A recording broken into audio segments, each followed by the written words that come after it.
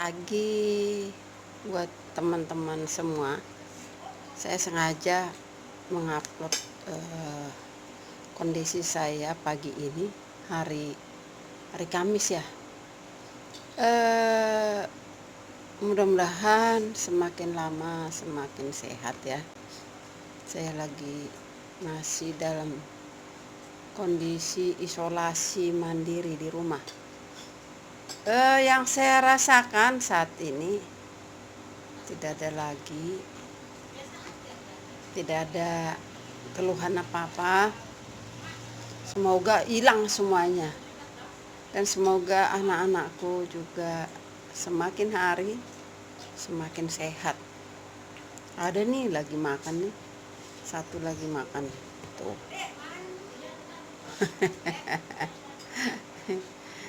Dia lagi sarapan karena ini masih pagi.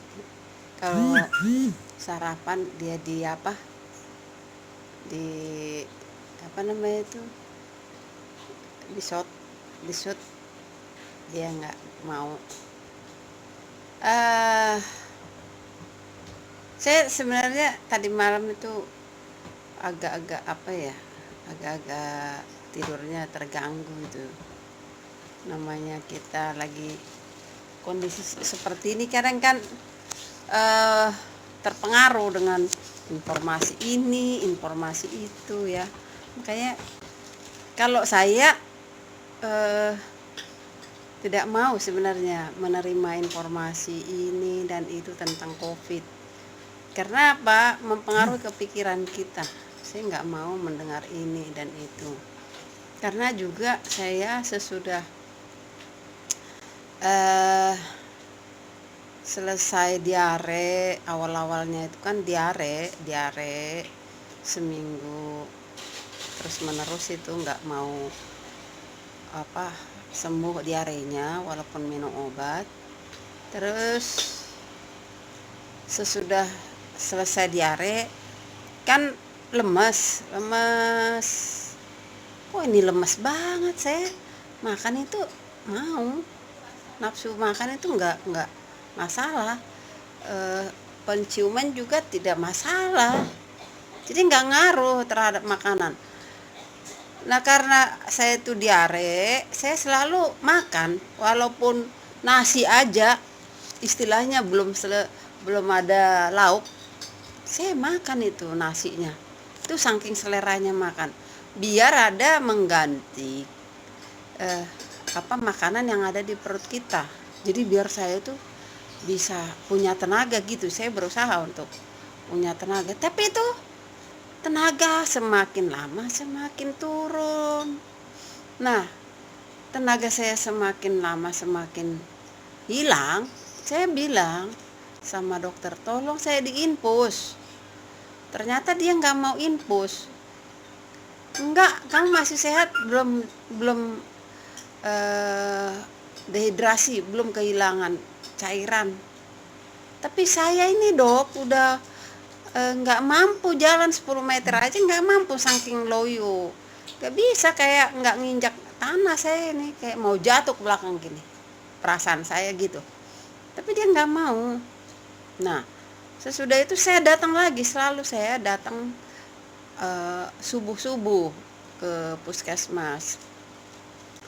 Karena malamnya kan nggak bisa tidur. Awalnya kan emang diare, tidak ada tidak bisa tidur, namanya diare, terus lemas kan. Saya daripada nunggu berjam-jam lagi, jam 7 kita pergi lah. Biasanya ditangani pendaftaran jam 8 biasanya, belum lagi ngantrinya kan. Nah, daripada saya nunggu ya udah jam 4 subuh saya ke puskesmas kecamatan. Nah, waktu itu saya sehari doang saya lagi diare kan. Terus obat-obat sebelumnya 3 kali sehari diminum sama oralitnya. Terus saya bilang sama dokter yang puskesmas kecamatan itu, saya bilang ini nggak reda-reda ini. Ya udah, ini kamu makan, tapi untuk sehari ya, untuk sehari aja ini dikasih obat untuk sehari. Saya bilang di infus saya, dok udah lemas banget saya. Enggak, katanya, kan menurut pemeriksaan kami kan kamu masih sehat katanya.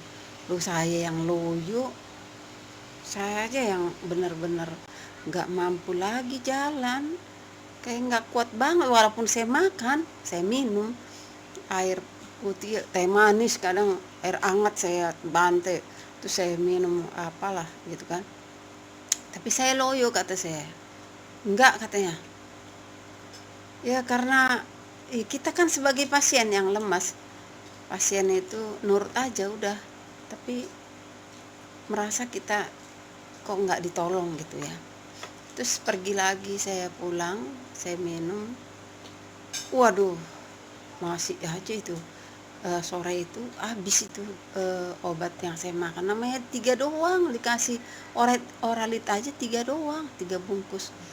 Katanya setiap kamu diare nih minum, setiap diare minum. Kalau kemarin-kemarin yang kamu minum itu 3 kali sehari, kalau ini enggak, setiap diare minum. Ya udah habis dong sorenya, namanya oralit aja dikasih 3 kali 3 bungkus, udah jelas sorenya habis. Terus saya datang lagi nih ceritanya ke puskesmas lagi, puskesmas kecamatan itu juga. Saya bilang ini udah habis ininya, tolong saya ditolongin, saya itu diinfus apa. Ditolak saya. Alasannya, Bu, BPJS kan dalam sehari itu cuman sekali. Coba bayangin. Sehari doang katanya dilayani.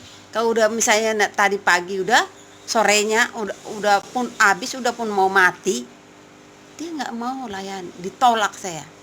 Nah ini yang membuat saya itu semakin parah gitu kan. Kamu ke rumah sakit aja katanya, ke rumah sakit besar, RSUK kata dia. Tapi saya jalanin loh, saya jalanin ke RSUK. RSUK itu kan dekat rumah saya, bisa jalan kaki lah. Di sana itu ditolak lagi, tahu nggak sih? Ditolak, katanya ini khusus pasien COVID, pasien lain nggak diterima. Terus saya bilang, saya ini nggak tahu COVID apa enggak, makanya saya berobat ke sini. Soalnya dari puskesmas kecamatan saya udah ditolak, katanya nggak boleh BPS 2 kali. Saya disuruh tadi ke sini. Ya pokoknya di sini yang COVID aja. Ditolak kan, kayak gitu kan. Terus saya ke rumah sakit Husada. Nah, kan jalan kaki juga itu dari RSUK Sawah Besar ke rumah sakit Husada. Namanya kalau naik Gojek malah lebih jauh kan, apa namanya itu, keliling malah. Kalau jalan kaki lurus aja nyebrang udah nyampe. Nah di sana katanya kalau mau rawat inap, saya kan mau pengen dirawat. Kalau mau dirawat inap harus ada surat apa namanya itu, rujukan dari puskesmas. Terus harus bawa hasil swab. Dan sementara saya udah mau pengen ditangani menurut kondisi saya. Terus gimana dok? Saya belum juga di swab atau dari segala macam. Ya udah, soalnya penuh katanya, kamar penuh. Coba. Akhirnya saya pergi ke klinik. Ke klinik itu tahu nggak? Ke klinik itu seberangnya RSUK Dwi Warna, Sawah Besar. RSUK. Saya namanya ada di situ praktek dokter, ya saya kira di situ udah ada obat juga kan. Ternyata enggak loh. Dia cuman jasa doang. Bayar ya Bu di sini. Kan diperiksa nih. Bayar ya Bu di sini katanya. Berapa dok? 200. Saya kira udah bersama obat. Ternyata obat juga kagak ada. Cuman aneh, kok membuka praktek tanpa ada obat loh. Berarti jasa doang. Terus saya dikasih resep, jauh lagi nih jalan ke apotik. Apotik itu khusus. Kenapa kita nggak berobat ke apotik aja kalau gitu ya? Saya demam, obat demam dikasih, saya diare dikasih diare, obat diare. Jadi jangan teman-teman yang menonton videoku ini jangan pergi ke dokter praktek klinik, tidak ada obatnya, jangan. 2 kali stres kita. Nah, sesudah itu saya minum obatnya. Terus kata dia jangan makan buah-buahan, makan aja bubur sama kecap. Ini aneh lagi kan, nggak boleh makan buah-buahan. Nah, sesudah itu masih aja, ya kan, malam itu saya makan, eh, nggak nggak apa nggak, lemasnya masih tetap ya. Saya yang lemas ini dok, ya harus di ini ke rumah sakit kata dokter prakteknya. Ya udah, saya subuh-subuhnya lagi datang lagi ke puskesmas. Karena apa? Kenapa saya selalu datang ke puskesmas itu? Karena apa? Kita itu dipersulit di rumah sakit gitu loh. Jadi harus ada rujukan. Jadi selalu saya prosedur ke puskesmas dulu. Nah, habis itu saya subuhnya ke puskesmas kecamatan. Terus jam 4 subuh saya udah nyampe di situ, 4:30 saya ditangani. Makanya dok, kata saya, tolong saya diinfus. Kemarin saya udah ke sini nggak diinfus. Terus apa kata dokternya? Tahu nggak sih? Katanya udah biasa rupanya ibu diinfus ya. Jadi minta-minta diinfus. Saya dimarahi loh. Saya bilang seumur hidup loh saya nggak pernah, swear, seumur hidup saya nggak pernah diinfus. Jarang saya sakit sampai seperti ini. Istilahnya jarang saya dirawat. Walaupun umur saya sampai segini nih, saya tidak pernah loh. Mudah-mudahan tidak dirawat. Nah, saya nggak pernah dok ke diinfus ini karena saya udah lemah banget. Terus sama siapa saya minta tolong? Biasanya kalau saya lemah, biasanya fisik saya lemah, saya bilang saya minum susu beruang aja udah fit. Tapi saya coba minum susu beruang karena saya mungkin diare, tambah diare lagi, jadi saya trauma. Terus kemana saya dok minta tolong kalau bukan ke dokter? Saya aja 10 meter aja jalan, tahu nggak sih, 10 meter aja saya nggak bisa jalan, saking lemahnya perasaanku. Kayak anak bayi yang baru jalan kayak gitulah, atau kayak nenek-nenek yang nggak punya daya, seperti itulah perasaan saya, kayak mau jatuh, pokoknya diawang-awang perasaan saya. Akhirnya dia tidak ikhlas, kasih aja itu, satu aja, yang 18, entah apa yang 18 itu nggak tahu. Diinfus lah saya kan, kayak nggak ikhlas, nggak sabar dia, nggak ada ramah tamahnya seorang dokter pemerintah itu. Padahal mereka dikasih tunjangan loh, minimal 10 juta per bulan selama covid ini, selain tunjangannya yang sebelumnya. Jadi mereka itu tambah loh tunjangannya. Lo kami yang di kelurahan malah justru dipotong 50%, tapi kami tetap bekerja dengan disiplin, bekerja. Orang WFH, kami nggak WFH. Aku aja mau cuti tahun 2020 itu nggak boleh, padahal saya udah lelah banget itu, nggak boleh dengan gubernur, peraturan gubernur menunda semua yang cuti tahunan. Coba di situ saya tambah lelah kan, fisik udah lelah, pikiran udah lelah gitu kan. Nah, di puskesmas itu juga saya minta surat istirahat. Enggak, cuma sehari ini doang. Loh, saya lelah banget, udah nggak punya tenaga. Jadi mereka nggak ngasih loh, cuma sehari doang katanya. Aneh bin ajaib itu. Pemeriksaan dokter itu dengan apa yang saya rasakan, fakta yang saya rasakan tidak sesuai. Karena dia selalu menolak. Coba sehari, saya aja nggak mampu jalan, kok gimana saya sehari istirahat, nggak bisa. Akhirnya saya minta cuti seminggu di kantor, cuti tahunan yang tertunda yang tahun 2020 itu saya manfaatkan. Nah terus lanjut saya ke puskesmas Kartini, karena saya kan dekat rumah kan. Pikir saya ini hari Jumat nih, kalau Jumat kan hari kerja yang terakhir, daripada saya nahan-nahan nih, saya ke puskesmas Kartini. Saya ceritalah ke dokternya, dok, apa sih ininya kerugian seorang dokter pemerintah? Infus saja kok susah banget, nggak ikhlas. Saya aja loh dok, 10 meter aja saya jalan kaki nggak bisa loh dok, saking lemahnya. Tapi kok justru nggak apa, kok kalian dokter itu percaya sama ilmu pengetahuan yang kalian dapatkan waktu kuliah, daripada nggak nggak percaya dengan pasien yang benar-benar udah merasakan. Saya bilang, masa saya terpapar dulu, jatuh dulu, pingsan dulu, baru saya diinfus? Saya aneh loh dok, kata saya curhat di situ sambil saya berobat. Ya udah, kata dokter yang di Kartini, karena ini udah seminggu kamu di swab ya, katanya. Oke, minta nomor HP-nya, nanti kalau ada jadwal kami panggil ibu ya. Saya kasih lah itu kan.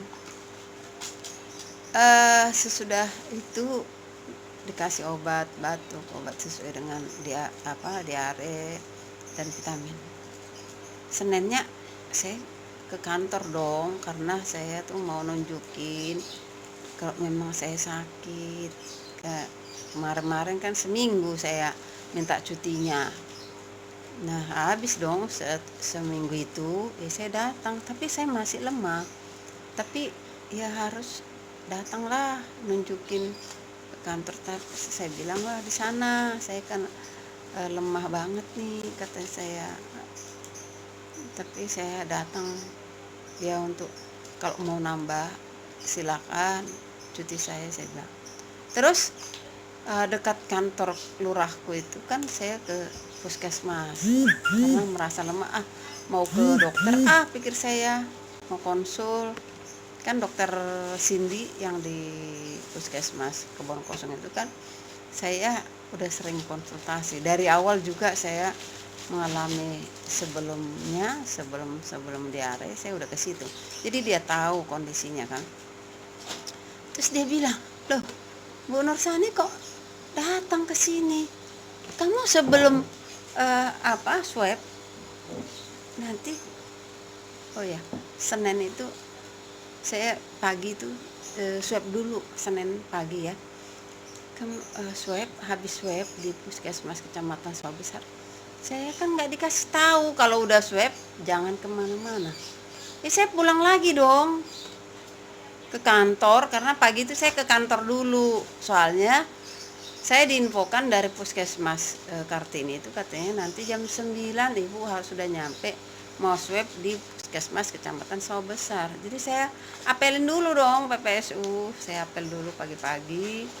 Terus saya swab. Pas swab, habis pulang swab, ya karena saya tidak ada info, saya balik lagi dong ke kantor. Tapi karena saya masih lemah, perasaan saya masih lemah, konsultasi ke dokter Cindy ke puskesmas Kebon Kosong, pikir saya kan. Saya mau konsultasi nih, saya mau ke sini, kata saya. Datang dokter Cindy, Bu Nursani jangan keluar dulu. Sebelum hasil swabnya itu keluar, katanya. Lu nggak ada yang ngasih tahu dok. Makanya saya datang, makanya saya ke kantor. Habis ke kantor saya ke swab tadi, habis itu ya udah dok saya pulang ya, tapi tambahin dong aku vitamin dan obat batuk, kata saya, karena saya ada batuk. Hari Kamisnya itu udah ada batuk, tapi sekali doang, enggak dikit-dikit batuk, enggak, sekali doang. Terus akhirnya saya pulang dong. Nah udah pulang, udah loyo saya. Nah terus hari Rabunya kan 3 hari tuh baru keluar hasil swab. 3 hari sesudah keluar swab, saya di rumah aja. Terus sudah di rumah aja, pagi-pagi nih WA datang dari petugas puskesmas Kartini. Ibu positif loh yang kemarin hasil swab. Ya saya nggak panik, karena apa? pada pagi itu juga saya nggak merasa apa-apa, udah sehat gitu loh, gimana mau panik. Terus pikiran saya logika aja, oh iyalah waktu saya di swab kan lemas banget, terus sakit itu udah saya rasakan sebelum-sebelumnya, diare-diare gitu kan. Ya pastilah, pikir saya. Jadi terima aja walaupun positif. Yang penting kan kita nggak merasa apa-apa lagi, nggak ada gejala apa-apa lagi kan. Ya udah, eh, tenang-tenang aja. Terus nanti isi di rumah ibu, katanya di swab ya. Ya udah, oke, di swab aja anak saya bilang. Kapan nih bisanya? Besok mereka pergi ya, tapi ibu jangan dampingin, ibu nggak boleh keluar rumah ya. Terus namanya anak ya, dekat sama mamanya, dia dengar kali ya positif mama saya, kan panik mereka berdua itu. Di sini kan ada 3 orang sama ponakan, panik. Terus udah panik mungkin langsung imunnya turun. Terus kata anakku, wah aku demam ya ma. Wah, makanya sesudah dengar ya mama positif kok jadi aku demam, pegang dahinya, bener, kok jadi demam. Terus pegal-pegal aku mah, katanya siangnya itu. Waduh, aku bilang kalau demam aja biasa-biasa kan kita takut ya, panik lah. Waduh anakku. Terus satu lagi bilang, mungkin aku yang yang corona nih. Kenapa? Aku nggak nyium apa-apa loh, hidungku ini nggak mencium apa-apa loh udah 2 hari. Masa sih, panik juga. Lidahku aja nggak ada berasa apa-apa, makan ya makan aja gitu, nggak ada berasa. Tapi walaupun ngomong begitu, belum ada kondisi apa-apa, mereka masih aman-aman aja gitu kan. Ya udah, mereka agak loyo lah hari itu kan, karena mungkin ya satu panik ya tiduran. Terus waduh, aku bilang pagi-pagi saya WA lah petugas puskesmas Kartini itu. Saya bilang mereka ini loyo loh, anakku ini ada gejala kayaknya, ada demam, ada pegal-pegal, terus yang satu lagi perasaannya dan penciumannya itu hilang. Terus saya, gimana mereka mau pergi ke puskesmas sendirian? Saya kan nggak biasa, mereka itu kan nggak biasa pergi sendirian berobat sejauh itu. Kalau di puskesmas sini Kartini mau swab nggak apa-apa, ini pergi sendiri bertiga, gimana caranya itu, saya bilang. Terus mereka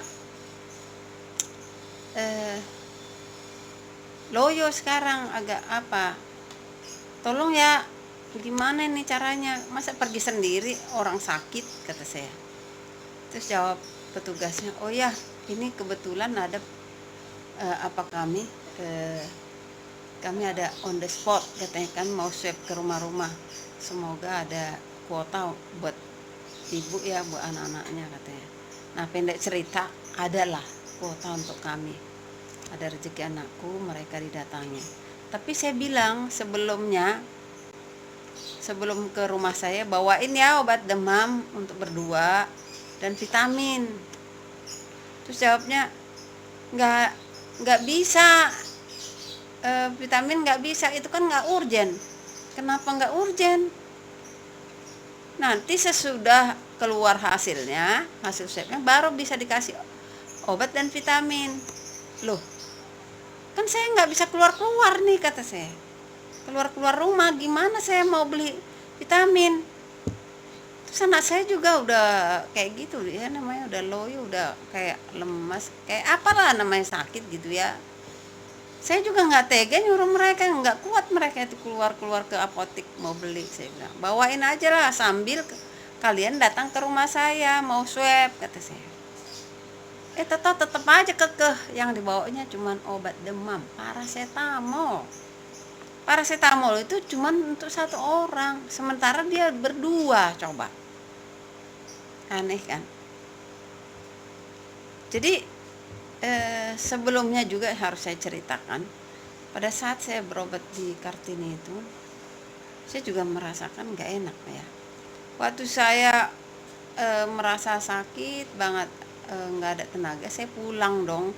Jam-jam 12 lah saya pulang dari kantor Kebon Kosong ke Kartini. Tapi saking saya harus pengen ditangani, pengen eh, dikasih obat, saya ke dokter Puskesmas Kartini. Saya diomelin di sana. Ini udah siang, ibu harus ke Puskesmas Kecamatan Sawah Besar. Waduh, saya udah lemas lemas banget loh dok, kasihan saya nggak bisa lagi ke sono. Soalnya eh, pencatatan pengeluaran obat itu lain sekarang, saat pandemi COVID ini. Kayak enak kan dengarnya, membebani kita kan. Akhirnya tetap dikasih, tapi udah sempat kita mikir gitu, kayak ditolak gitu loh. Terus ada lagi yang saya rasakan saat-saat yang mau swab itu, saya kan datang lagi ke Puskesmas Kartini itu, katanya, oh ini kan Paskes ibu ini dan itu, bla bla bla. Loh, saya bilang, bayangin saya lagi lemas, lagi nggak berdaya, lagi pokoknya nggak enak lah mikir, pokoknya namanya orang sakit gimana sih. Saya bilang saya di Puskesmas Kecamatan aja saya nggak dipersulit kok. Saya KTP saya di sini loh, di Kartini. Saya datang ke Puskesmas Kartini aja kok dipersulit. Saya bilang, di kecamatan aja saya langsung dilayani, kok malah di Puskesmas kelurahan sesuai dengan KTP saya dipersulit. Saya bilang, akhirnya lama itu prosesnya, istilahnya akhirnya diterima karena saya udah komplain. Tuh yang saya rasakan itu lain, resiko yang saya alami di Puskesmas Kecamatan, lain lagi resiko yang saya temui di Puskesmas kelurahan saya, Kelurahan Kartini. Akhirnya seperti itu, ya kan. Lain lagi tadi kan, anak saya aja katanya harus nunggu keluar hasil swabnya baru dikasih vitamin, karena menurut dia, karena ini menurut apoteker saya, kata petugasnya, itu nggak urgen, yang dikasih itu adalah obat demam. Aneh, sementara hasil swab 3 hari loh. Terus 3 hari itu udah kondisinya kayak gitu, kita nggak tolongin. Kan vitaminnya itu penting untuk membuat fit badannya kan, gak dikasih vitamin. Akhirnya saya curhat ke dokter Puskesmas Kebon Kosong, dokter Cindy. Dok, gimana nih dok, kok kayak gini ya cara Puskesmas Kartini melayani kami, masa nunggu hasil swab baru dikasih katanya vitamin, terus obat demam juga dikasihnya untuk 1 orang. Akhirnya tahu nggak sih, baik banget tuh dokter Cindy itu. Padahal kan dokter Cindy kan kecamatannya Kemayoran. Dikirimnya saya vitamin 1 botol ya, vitamin pakai gopaynya sendiri, nggak mau dia dibayar sama saya, langsung diantar gocek ke depan rumah. Itulah yang membantu pada saat sebelum keluar hasil swab anakku. Coba, inilah resiko-resiko yang saya alami. Jadi pasien itu mereka nggak cepat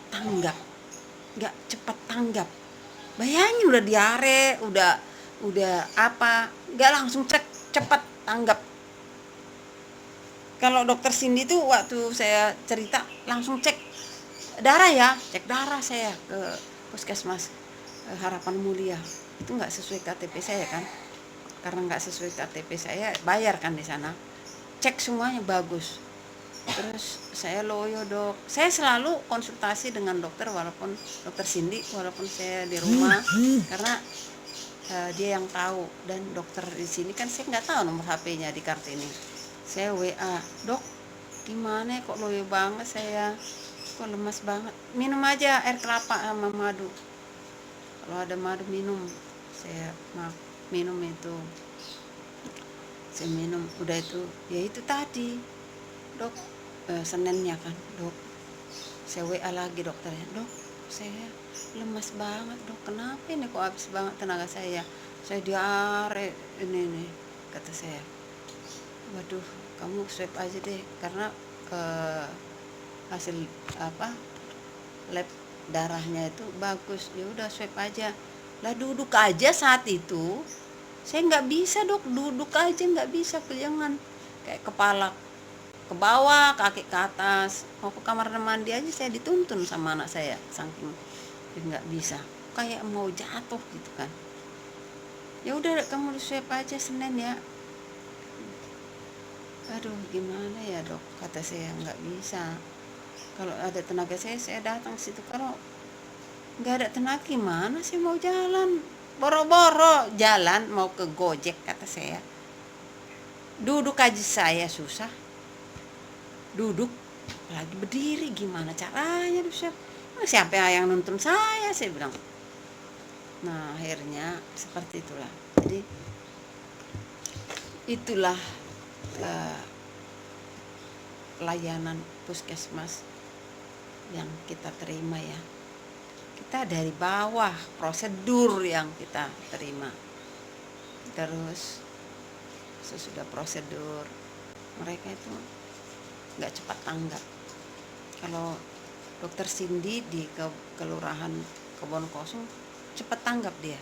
Cuman kan karena saya jauh rumah saya dengan tempat di sana, kan saya tugasnya di Kebon Kosong, dokter Cindy kan di Kebon Kosong. Jadi kadang saya ke sana kan ke puskesmas kecamatan Kemayoran kan ke Harmul, ke Harapan Mulia. Jadi jauh kan.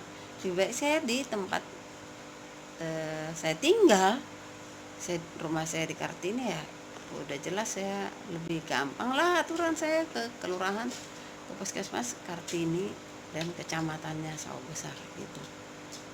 Justru seperti itu yang saya alami. Jadi pasien itu udah cerita mereka nggak tanggap, cepat tanggap. Mereka seolah-olah ya seperti itu, bisa dibilang ya apa ya, tergantung mereka lah itu. Kalau dibilang nanti salah ya, seperti itulah ceritanya. Nah akhirnya saya isolasi dong. Nah saya isolasi sama anak saya. Terus saya bilang, anak saya ini tolong, yang satu nih yang hilang perasa dan penciumannya ini tolong dirawat. Saya bilang ini yang lebih parah dari kami berdua. Kalau kami berdua kan masih bisa makan, masih bisa aman. Saya bilang tolonglah dirawat. Ya udah katanya pergi sendiri ya ke UGD, nanti di sana dicek katanya. Gimana sih pergi sendiri, pikir saya, ini lemas banget, nanti jatuh di jalan. Dijemput nggak pakai ambulan? Enggak. Ya udah naik Grab aja. Kebetulan anak saya itu berusaha untuk sehat kan. Udah dilihatnya saya juga emosi, kalau ngasih makan dia nggak selera. Coba kita lagi sakit, kita mau ngasih makan dia nggak mau kan. Terus kita kan ketakutan dengan gejala itu juga kan. Kalau nggak mau makan, nggak ada penciuman kan, kita juga takut kan. Dan dari segi fisiknya juga dia lemah, nama yang nggak selera makan. Padahal saya beli apa aja yang dia mau apa kek itu, yang penting masuk ke badannya. Mau es kek, kata dia, saya kasih. Makanan apa, saya kasih. Yang penting masuk dulu, apapun itu cairan atau makanan padat atau apa gitu kan. Saya kasih. Tapi nanti udah dibeli itu nggak habis, emang benar-benar hilang perasaan. Terus Sabtu itu saya disuruh dia, anak saya itu ke IGD. Pas di IGD, ya udah rawat aja lah di situ, kata saya, daripada nggak kerawat. Terus tiga bareng-bareng di sini kan kita juga nggak bisa ngerawat. Daripada nanti dia ada apa kan. Ya udah. Nyampe di sana tahu nggak, dicek darahnya semua bagus. Akhirnya disuruh pulang, ya kan? maksud saya diisolasi dulu, gimana caranya gitu, ditangani secara serius. Kalau yang begitu-gitu kan karena parah, menurut saya itu parah kondisi badannya, namanya nggak makan, ternyata disuruh pulang lagi sendiri kan. Nah lumayan lah. eh, Kalau memang cek darahnya itu memang bagus, semua angka-angkanya itu tidak mengkhawatirkan, tidak ada gangguan apapun, ya udah seperti itu. Akhirnya pulang, ya udah. Sebagai ASN kita juga tahu loh, CRM ada tempat pengaduan atau apa, karena kita eh, melayani masyarakat kan. Di kelurahan kita melayani masyarakat apapun keluhan mereka, walaupun itu bukan tupoksi kita. Yang sakit juga kita rawat, istilahnya kita bantu seperti apa ke puskesmas, seperti apa biar masyarakat itu ditangani. Nah kalau positif juga selama ini kita di kelurahan, kita datangi yang positif itu, kita jagain mereka agar tidak keluar-keluar. Pokoknya kalau ke dinas sosial kita minta sembako, dan saat itu juga ada masih makanan siap saji kita kirimkan. Walaupun prosedur kita nggak langsung berpapasan dengan orang yang terkena COVID kan, tapi kita layani. Padahal itu tuh bukan tupoksi kita, tapi semua apapun keluhan masyarakat itu kita layani semuanya kita layani kelurahan itu. Nah seperti itu. Ini puskesmas ini kan khusus untuk melayani pasien doang. Nah kalau kelurahan semua apapun yang di SKPD itu, istilahnya mau pohon tumbang, mau jalan rusak, mau PLN apa, ada yang kebakaran, ada yang sakit, ada yang bansos, ada apa, semua loh di kelurahan itu ditangani. Banyak multi kinerja, tapi kami kerjakan. Walaupun kami 50% loh dipotong tunjangannya. Bayangin loh, kelurahan itu sekuat itu loh. Kadang WFH nggak dikasih, istirahat cuti nggak dikasih, tetap kita masih bisa kerjakan. Terus kita sakit ini, bisa aja kita dari tiap hari kita kerja kan di jalanan mau menuju kantor kan kita pasti berpapasan dengan orang. Emang kita tahu ada orang yang di jalan itu ada orang sakit apa enggak. Terus kita naik Gojek, naik Grab juga bisa aja orang tukang Grab. Terus kita di kantor, di lapangan bisa aja kena masyarakat. Di kelurahan juga kan banyak orang mau mengurus ini kan, ketemu masyarakat bisa aja kan. Itu resiko kita yang bekerja di kelurahan itu banyak berpapasan dengan orang-orang yang kita nggak tahu dia itu positif apa enggak, dia OTG atau enggak, dia itu seperti apa ya kan.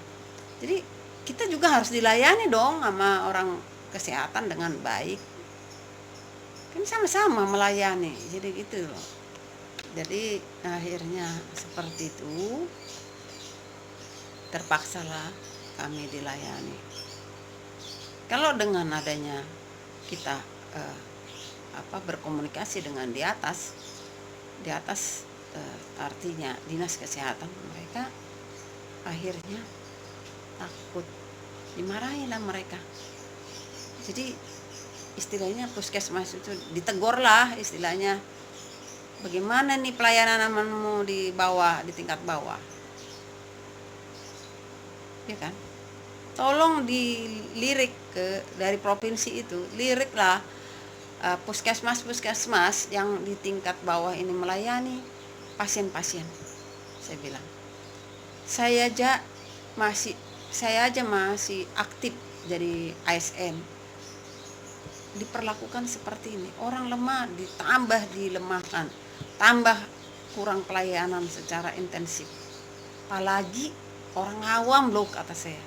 Kalau orang awam nggak tahu ngadu kemana, nggak ngerti mau ngomong apa, yang lemah semakin lemah, yang kuat semakin kuat, ya kan? Eh, Bagaimana kalau pensiun nanti juga? Apakah mereka seperti itu? Ya kan? Jadi ini perlu kita ungkapkan fakta-fakta yang kita alami itu, biar dinas kesehatan itu juga tahu seperti apa sih para dokter-dokter di tingkat masyarakat itu, di tingkat bawah itu, ada nggak SOP yang mereka kerjakan sesuai dengan prokes. Saya sengaja ya buka masker saya biar enak kalian mendengarkan cerita dari saya. Sengaja saya kan, kalau pakai masker kan kurang efisien. Oke, gini. Nah, jadi harus kita infokan apapun itu terjadi berisiko terhadap mereka. Mereka tunjangannya ditambahin loh. Kelurahan malah dikurangi 50% dari yang ada. Sementara mereka dari yang ada aja ditambahin lagi selama COVID ini. Kenapa mereka nggak melayani dengan serius? Kenapa mereka tidak melayani dengan ikhlas? Kenapa mereka kalau udah datang pasien malah arahkan kemana lah, mengurangi kerjaan mereka biar mereka tenang maksudnya. Kalau pasien itu udah datang, ya secara manusia gimana sih? Kan harus dilayani. Masa sih udah datang loyo, udah sakit, kayak dilayani masih tega loh. Oh kamu harus ke sana. Oh kamu paskesnya begini. Oh KTP-mu begini dan itu. Bagaimana orang yang tidak punya apa-apa, yang tidak mengerti apa-apa? Kasihan. Oh kamu harus bayar. Bayar apa aja sih BPJS? Terus infus tadi masa sih harus nggak rela dia menginfus orang? Jangan cuman pakai ilmu pengetahuanmu aja dok yang ada di waktu kamu di ruang kuliah itu. Jangan dengar pasien itu. Emang kamu dokter hewan saya aja ya, paramedis loh ini. Sebelum saya bertugas di kantor kelurahan saya paramedis, tapi khusus peternakan. Ternak aja saya nggak usah nanya, saya tahu itu, saya selidiki ini dari segini, terus saya kasih obat, saya suntik. Loh ini manusia loh yang kalian tangani, kalian nanya loh. Kalau dokter manusia itu enak loh, nanya malah. Aturan kamu tuh lebih pintar, kau minta informasi dari pasien itu kan, kau minta loh, menambah ilmumu. Artinya kalaupun kamu nggak tahu, seorang dokter bisa aja lo nggak tahu, tapi jadi bisa tahu dari informasi yang kau gali dari pasienmu. Kalau kami di peternakan nggak ada kami minta informasi dari ternak itu. Hei ternak, kamu sakit apa? Apa yang kamu rasakan? Nggak ada seperti itu. Kami lihat aja ciri-cirinya gimana ini, dari matanya, dari kulitnya, dari kotorannya, dari segi apa kita tahu loh. Nggak usah kita tanya-tanya itu apa yang dialami pasien. Ini udah datang aja udah ngasih tahu, nggak ditolong loh. Infus lah, untuk ternak aja diinfus. Ternak emang cuman untuk COVID aja itu apa itu infus itu. Terus kalau saya belum COVID itu, seandainya saya itu penyakit yang lain, emang kamu nggak boleh menginfus saya?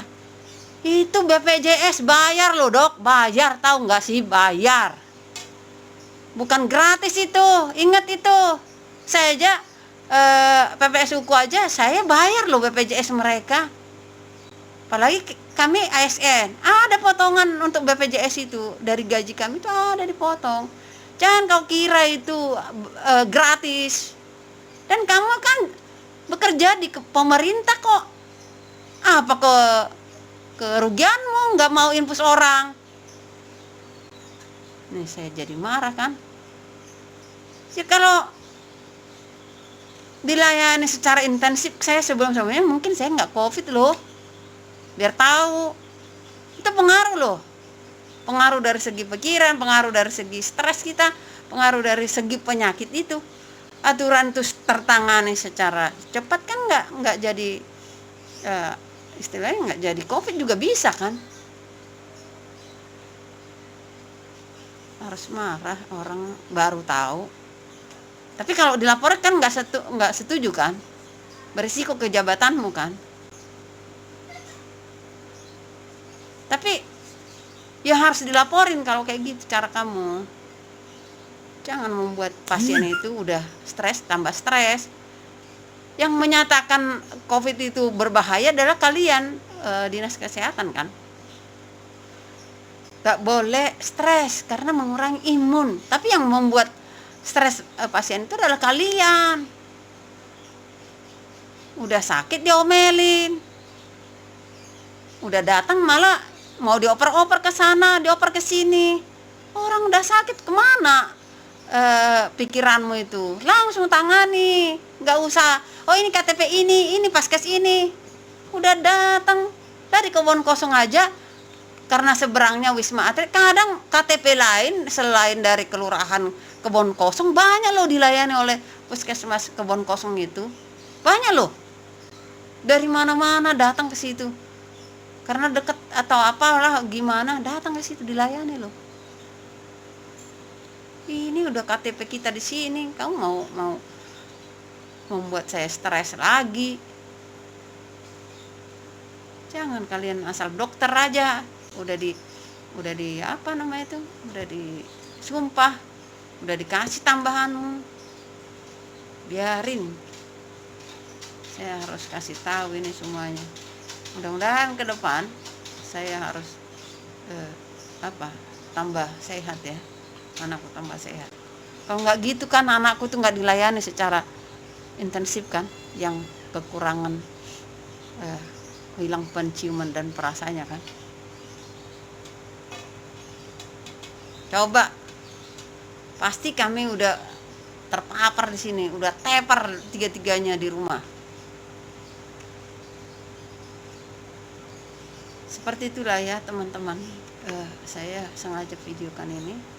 Anak saya itu, satu dilayani langsung sesudah saya menginfokan ke dinas kesehatan provinsi, akhirnya tangani secara serius. Jadi anakku itu ditanganilah sekarang di rumah sakit Pertamina Jaya, diinfus dan intensif semuanya, ketolong kan. Jadi jangan pasien itu sesudah mati, oh itu takdir. Sering kan dari kesehatan, dari dokter-dokter, oh itu udah takdir. Belum tentu loh orang mati itu karena takdir, karena penanganan kalian kurang sigap. Karena kalian itu yang kadang kurang ikhlas bekerjanya. Biar tahu rasa harus saya omelin. Gak ikhlas. Kalau kalian ngantuk, kalau datang pasien kayaknya gak ikhlas. 24 jam loh rumah sakit puskesmas kecamatan itu. 24 jam berarti kan ada piketan, gak setiap jam kamu bekerja dari jam 7 sampai besok paginya, enggak loh. Kalian itu piket gantian kayak kami di kelurahan itu, kayak pasukan orang itu gantian.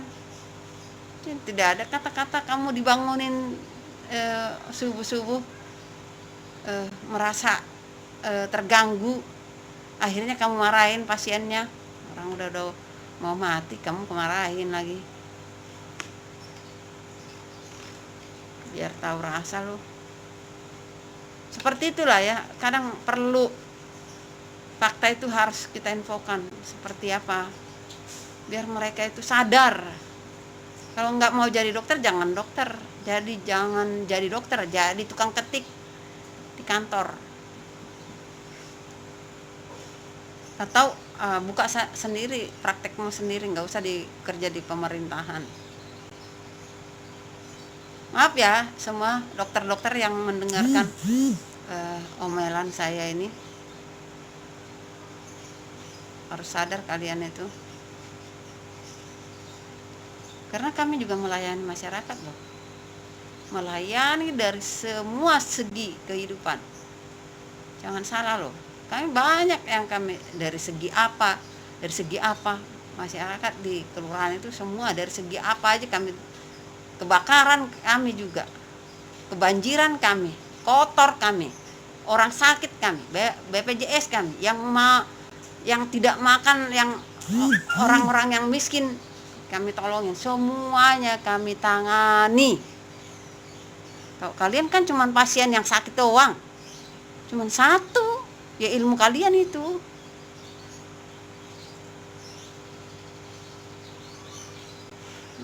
Harus ikhlas bekerja, harus tanggung jawab atas sumpah yang kalian terima. Mohon maaf kalau saya udah marah ya dok,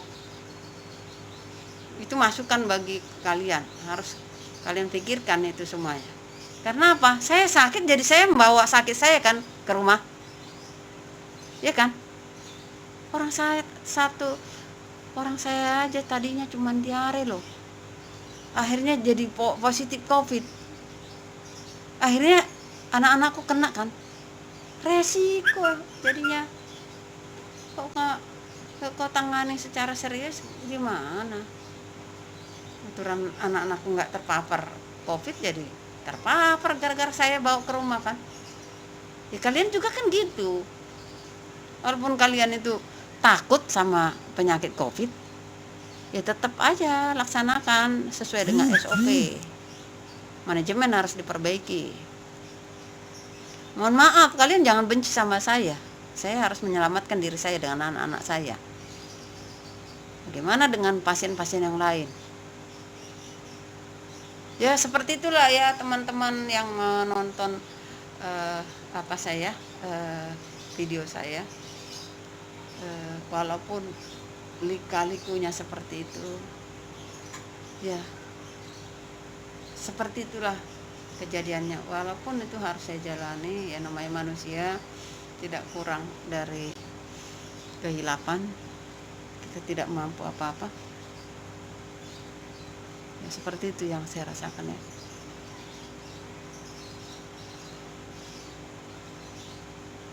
Mohon maaf bila saya keras, ya tapi harus keras untuk menunjang kinerja mereka.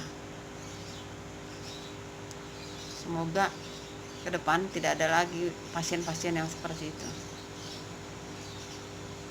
Semoga pasien-pasien juga bisa dapat tempat untuk perawatannya. Dari awal saya bilang anak saya itu dirawat aja, ini agak parah. Orang belum apa-apa aja udah bilang penuh, orang bilang udah penuh, saya baru dapat aja positif. Terus gimana ini kalau positif? Ya nggak ada tempat, nggak ada ini dan itu. Langsung kalian pikirkan nggak sih? Saya kan janda, nggak ada suami, jadi berarti saya sendiri dong. Anak saya kan masih remaja, baru menginjak remaja.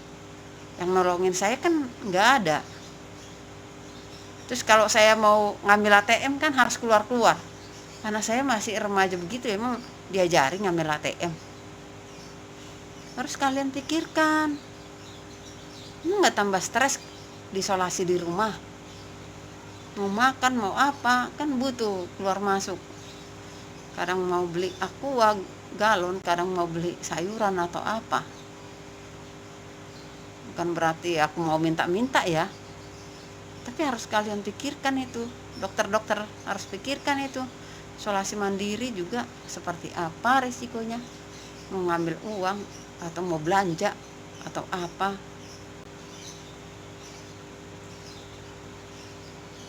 Oke ya teman-teman semua, semoga video saya ini bermanfaat.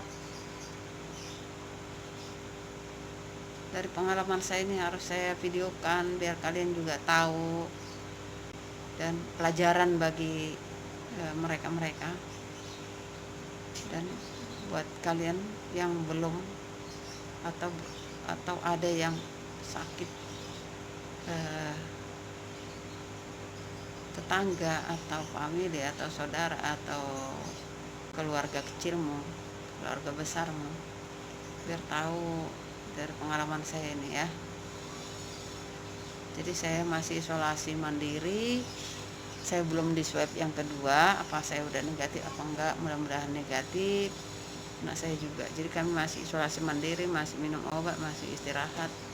Untungnya ada dak saya di rumah, panas matahari itu langsung masuk, jadi kami sering di atas berjemur dan melakukan kegiatan olahraga kecil-kecilan. Saya rasa itu. Salam sehat semuanya, salam sejahtera, damai semuanya. Hilangkan ya Tuhan segala sakit penyakit dari dunia ini, dari Indonesia ini, dari semua orang-orang yang terpapar sakit di rumah sakit, dari di wisma, di hotel, dan di rumah masing-masing. Tuhan ampunilah segala dosa-dosa kami manusia yang ada di dunia ini. Tuhan sembuhkanlah Tuhan semua sakit penyakit apapun Tuhan. Kasihani kami Tuhan. Kasihanilah Tuhan orang-orang yang sakit sekarang yang membutuhkan penanganan-Mu Tuhan. Berilah kami Tuhan kesembuhan. Berilah Tuhan mereka, teman-teman kami yang lagi sakit, kesembuhan yang datang daripada-Mu.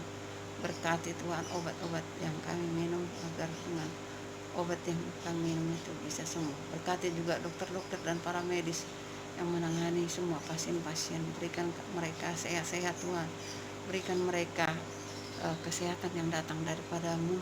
Jagai keluarga mereka agar mereka itu bisa melayani pasien-pasien Tuhan. Terima kasih Bapa, semuanya kami serahkan ke dalam tangan-Mu. Haleluya. Amin. Ya, pokoknya tangan yang sana jangan begini-gini ya, biar enak ya. Udah. Itu HP siapa itu? Enggak, siapa yang lagi ini?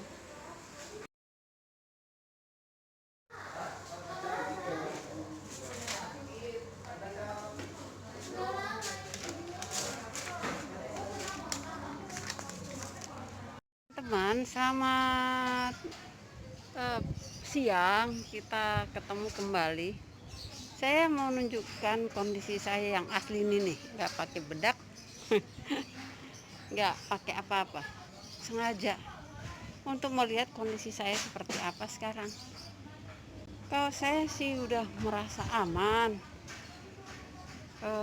isolasinya udah habis kok, udah selesai. Cuman saya masih istirahat, harus jaga anak saya lagi sakit juga. Kemarin dia sempat malam aja demam, udah demam. Dia siang nggak apa-apa gitu, jadi bingung. Asal malam demam. Kalau saya bilang demam, tapi kalau dicek suhu oleh dokter katanya enggak. Itu kadang yang membedakan antara fakta dan ilmu pengetahuan. Kata mereka aman, enggak demam. Kata seorang ibu kandung itu demam. Kita kan tahu dia dari bayinya seperti apa sampai dia menginjak remaja, itu kita tahu kondisi anak itu demam apa enggak. Jangankan itu, PPSU aja saya tahu kalau mereka demam apa enggak. Saya pegang itu naluri loh, punya tahu kita dari tangan kita itu, tahu kita kalau orang itu demam apa enggak. Padahal PPSU misalnya bukan anak kita, tapi setiap manusia itu kalau demam tahu di kita. Nah, seperti itulah kondisi anakku. Tapi mudah-mudahan kata dia sehat, ya semoga sehat. Kita juga jangan menolak kata dia sehat terus kita bilang sakit. Enggak juga sih, ya kan. Tapi kalau dia hangat lagi malam itu dia hangat. Misalnya cuman punggungnya doang hangat. Kita pegang kakinya biasa. Kita pegang tangannya biasa. Atau kadang telapak kakinya doang yang hangat, yang lain biasa normal. Kadang cuma dahinya doang yang hangat, yang lain normal. Seperti itu kondisinya. Jadi bingung. Saya juga nggak bisa bilang apa-apa, semoga itu cuman satu reaksi yang tidak membahayakan, karena siang itu normal banget, sehat banget anakku itu. Semoga kita ke depan sehat-sehat aja ya, tidak ada gangguan apa-apa dari suhu, dari apapun. Kalau yang lain dia nggak merasa apa-apa, cuman saya aja yang megang dia hangat, udah itu enggak apa-apa, nggak ada yang dirasakan yang lain-lain gitu, enggak. Nah, saya nih berjemur nih di dak rumah saya nih. Kita lihat yuk, matahari lagi cerah-cerah. Nah, cerah banget kan? Nah, cerah banget loh. Ini membuat saya itu senang bisa berjemur. Nah, tuh apartemen rusun lagi dibangun itu. Nah, seperti itu. Jadi saya kalau udah di dak ini, saya merasa kayak udah lagi di pesawat. Di pesawat saya lagi lihat-lihat keluar dari jendela pesawat, saya lihat itu,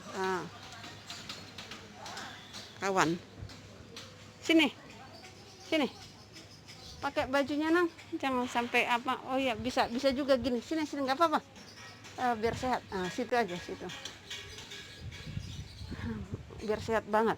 Nah, anakku nih ada nih, dia sehat, kalau siang itu nggak ada masalah apa-apa. Cuman ya itu dia, sayanya khawatir kalau dia malam itu hangat badannya, tapi nggak semuanya. Nah, bagus kan dek, kita berjemur ya dek. Iya, semoga tambah sehat-sehat lah. Kalau flu kadang datang flu sebentar, berapa menit udah itu nanti hilang, tapi nggak rutin gitu loh. Kira-kira seperti itu ya teman-teman ya.